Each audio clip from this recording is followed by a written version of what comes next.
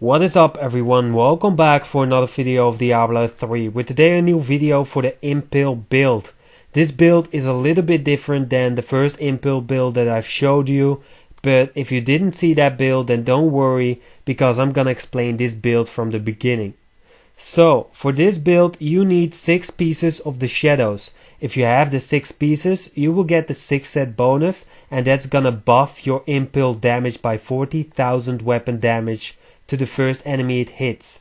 The 4th set bonus will give you every skill rune from Shadow's power, and the 2nd set bonus will give you 1200% damage increase if you are wearing a melee weapon. We also want to use Holy Point Shot Quiver, so instead of 1 Impale we will have 3 Impale knives right now, and each knife will get the bonus from our set items. We also want to spam Impale as much as possible since that is our damage dealer. That's the reason why we are using Carlisle's Point. This will give us our hatred back after hitting with Impale. For the belt we are using Chain of Shadows. Because we are using Impale the whole time we can use Vault for free. This will help us to move from point A to B a little bit faster. For our braces we are using strong arm braces. Enemies who get hit by knockback will suffer a % damage and you will also stun them because we are using Vault Rattling Roll, which will stun enemies if they are knocked back. And as usual we are using Compass Rose and Traveler's Pledge. This will give us damage reduction while moving and it will increase our damage while standing still. We also want to use Conventions of Elements because when the element turns on lightning we will do 200% more damage. For our Kanai's Cube we want to use Dawn. This will reduce the cooldown of Vengeance and we want to have Vengeance up at all times.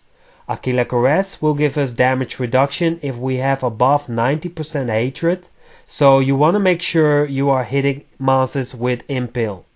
And as last Elusive Ring, after you use Shadow's power or Vault you will get 60% damage reduction.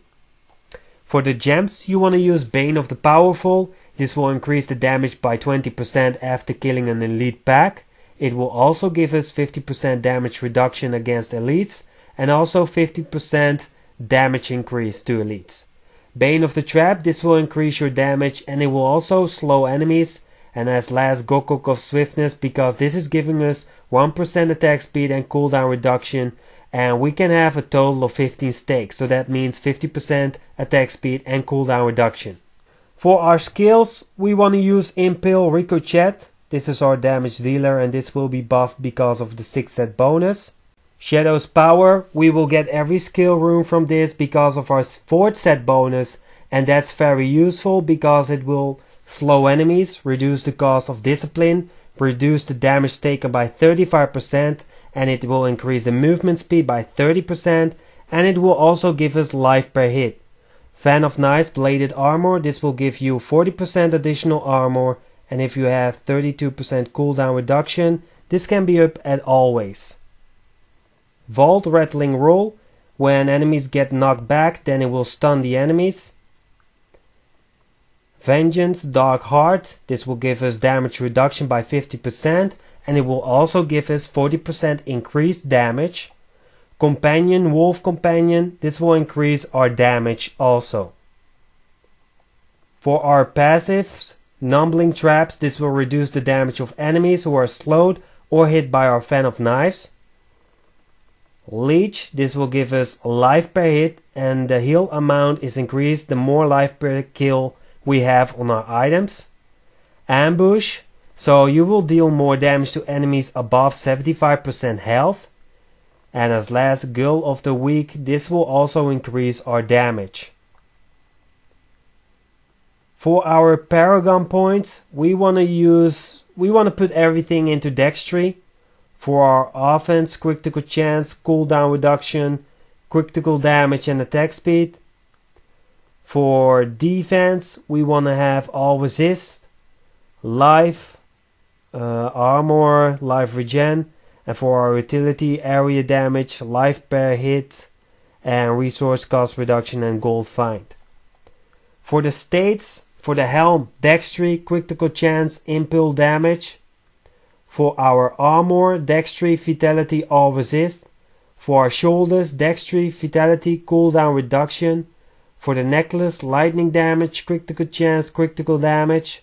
For our gloves, dexterity, vitality, critical chance, critical damage.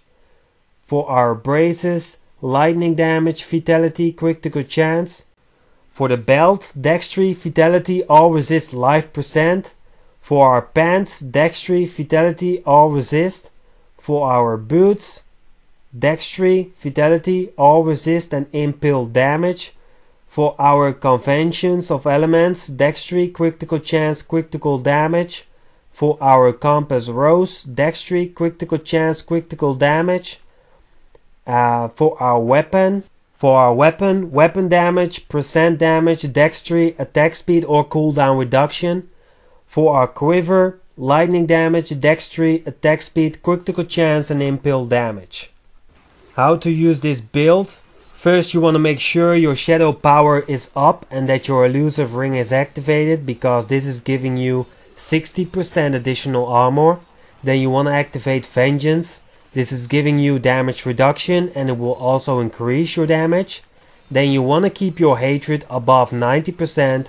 This will give you 50% damage reduction from Achilles Cuirass. And as last, bladed armor for even more defense. And when your convention of element turns on lightning, you want to activate Wolf Companion and you want to vault through the monster. This will knock them up so they are stunned and they will get increased damage from your braces and 200% of convention of elements, and that's a lot of damage. So thank you guys for watching. I hope you enjoyed. If you did, leave a comment, like and subscribe. Also turn on the notification, it's next to the subscribe button, and then I will see you tomorrow. Peace.